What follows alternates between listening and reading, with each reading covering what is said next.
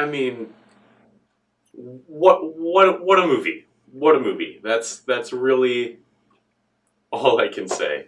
Sorry to Bother You is really a hard movie for me to review, I think, because when I go into a movie, I usually go in with a set of expectations based on what I've seen and read about the movie. Then I watch it and I kind of measure it against that expectations and maybe movies I've seen that were similar and kind of see how I feel about it, and then also just kind of take a check on what my feelings are coming out of the movie and try and figure out why it was I felt that way.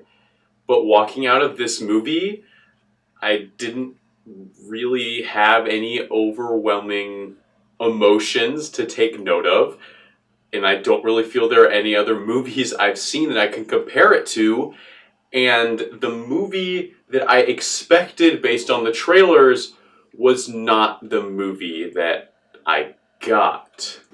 Coming off the trailers, I expected a comedy that would also have a seemingly nuanced message about how people perceive you and your race and how that affects how you're treated in society.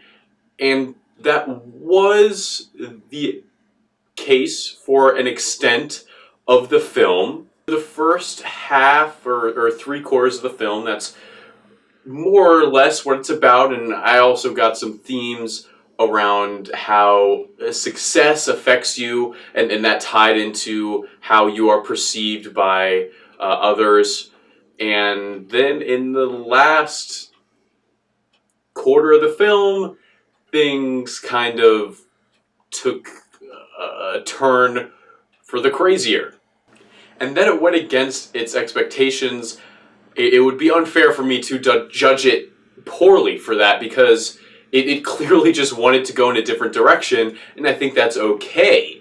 But it's fair to point out that, just when you're going into this, know that it's really a wacky movie. And it's wacky throughout in the way some things are shot and edited, like during the phone conversations the main character, Cassius Green, is having when he's a telemarketer. The desk will just drop into the house of whoever he's talking to, and it's kind of unclear how much he's actually there and how much it's just kind of being dramatic. Most of it's, I think, just being dramatic, but there are times when it's weirdly interactive, and you're like, how is he doing? I don't even know. It's weird, and in the end, it's just insane what happens at the end. And for some people, that's really going to appeal to them, and some people it's probably going to come the wrong way, because it's just a very strange brand of humor, and I think not necessarily what they put out in the ad campaign for this movie. I definitely enjoyed that first part of the movie.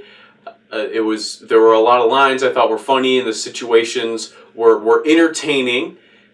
And when it took the turn for crazy, I just kind of lost it. I didn't hate this movie. I didn't strongly dislike it. But I don't think it was one of my favorites, and it's not a film I really long to see again. I think if you are intrigued by the trailers, it might be one you at least want to check out once. But if you're weary of things getting weird and you not being into that, maybe save it for a streaming or when it's on TV or something. But if you're into just really crazy, unexpected twists and in humorous ways, kind of, then this I think will definitely be your thing. It's certainly original. I think I have not seen anything quite like it. So if you're into that as well and you just want to see something new, go for it. But just tread lightly. For me, it was just kind of like a glad I saw it, don't really need to see it again kind of thing. But it definitely has its audience, and just, I'm never going to forget the last 20 minutes of that movie ever, for better or for worse.